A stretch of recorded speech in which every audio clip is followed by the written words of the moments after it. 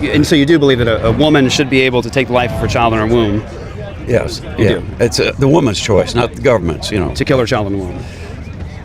Well, you can put it that way. You can put it that way, right. This is a glaring example of why it is so important to actually educate yourself about something before you go out protesting for it.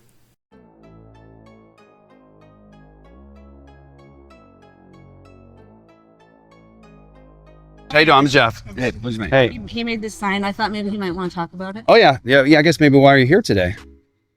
For the hopefully the repeal of the two senators that are going to cross the aisle and get this abortion law settled for the women of Arizona. Okay. So you would want to see abortion as not a crime. Right. Why? Oh, for the women who can't legally be able to abort their babies,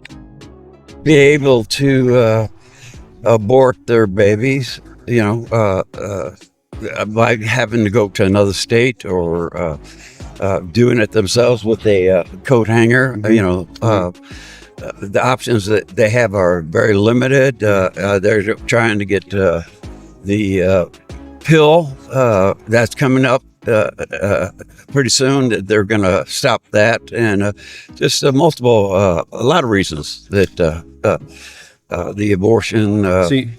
So you do believe that a woman should be able to take the life of her child in her womb?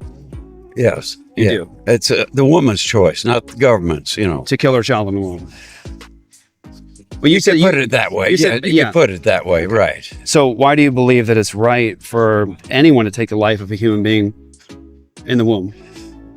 Well, you're narrowing it down to the womb. The government takes people's lives, for crimes of other sorts. They put them in the electric chair, gas them, hang them, chop their heads off. There's all kinds. What is? Did he just say chop their heads off? Hang them, chop their heads off. Where is he getting that from? And that's fine. You know what? We'll get back to that in a few seconds. But right off the bat, this man said that the pastor is narrowing it down to the womb when the government takes lives of capital offenders all the time. As advanced in years as this man is he really trying to compare innocent unborn babies to men and women who have committed offenses so heinous that they receive the death sentence? Is that what the future Hulk Hogan is talking about here? That a baby who hasn't done a single thing to anyone deserves punishment? The same punishment as serial killers? You can't fake that kind of derangement, man. Holy. The man is so lost, he actually said beheading was one of the forms of capital punishment in America.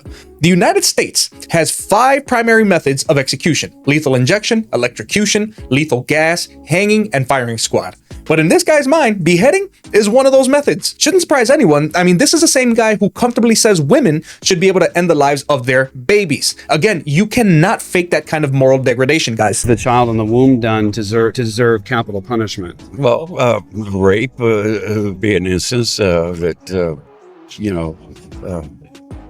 incense, Well, can I ask you this? You bring up a good point with rape. And I believe rape is an abomination, and I believe that rapists deserve the death penalty personally because it's such a wicked crime against a woman.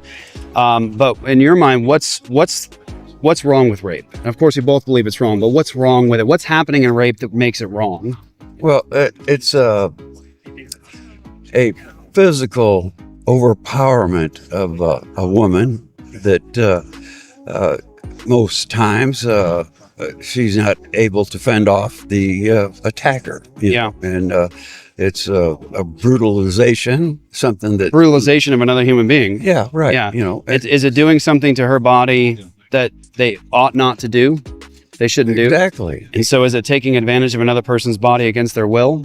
Yes. Okay. And something that would stay with them too. Yeah. You know, it's not just ends there and you get over it. Sure. You know, Oh gosh, yes, absolutely. I'm a pastor. I've dealt with a lot of people with the trauma of rape. It's a horrible thing. But you admit that what rape is the violation of another human being's body against their will.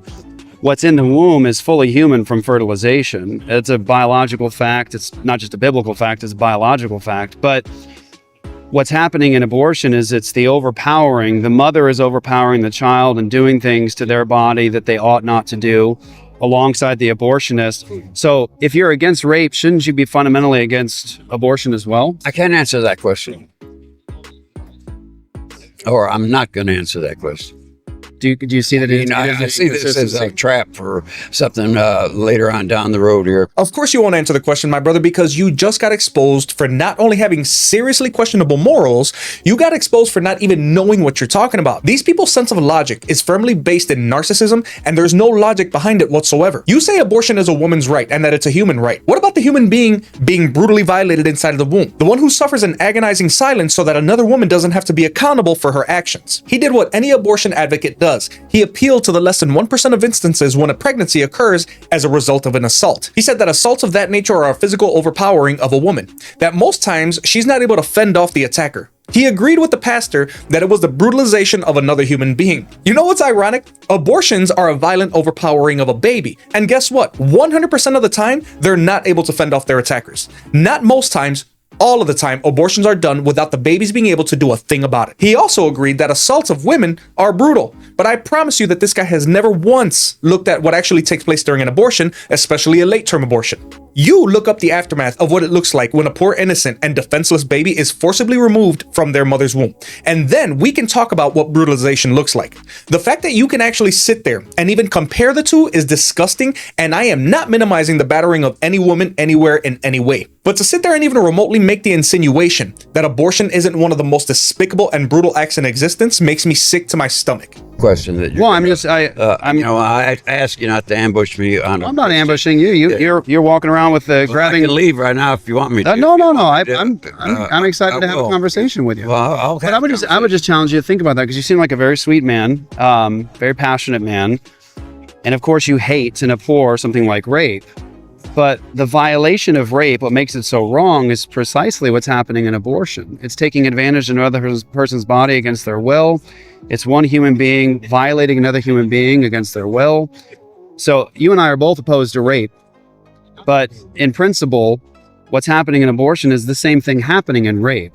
It's of a different kind, but it's one human being doing to another human being's body something they have no permission to do. It's violating them.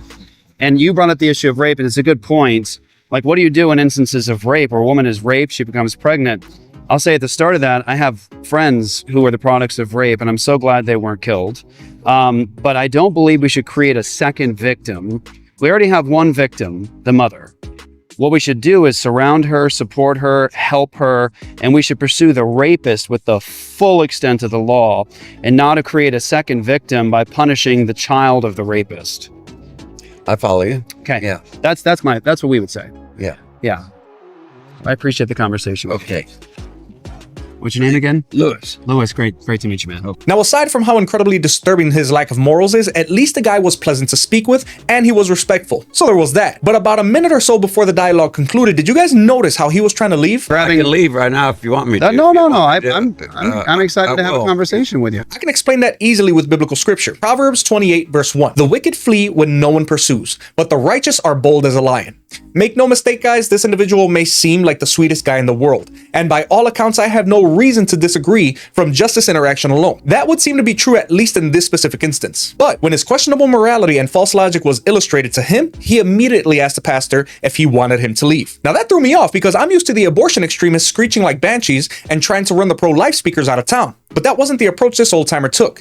The moment the truth bombs busted up his arguments, he wanted to get out of there quick, fast, and in a hurry. Because his values were exposed by a Christian pastor for exactly what they were: wicked and full of iniquity. And just like cockroaches run when the light comes on, demonic forces do the exact same thing when they hear the truth. They scatter, they run, and they try to hide in every dark corner. But let me know what you guys think. Type amen in the comment section if you agree, and if you don't, go ahead and leave those comments also. Just keep it respectful. As always, don't forget to like, sub, smash that bell for event notifications, share the video, and if you love what you see and you want to become a channel sponsor, you can hit that join button where the sponsorship trailer will explain the different tier options and the perks that you'll get as a result of joining each tier. Also, don't forget to check out our merch store, as I've recently added a lot of new merchandise to the store, and I would love nothing more than to see you guys wearing the Cross Unit logo out there in the wild. As always, guys, be safe, be good, be blessed. I'll see you when I see you. Remember that Jesus is King, and he is the only way to heaven. Later, guys.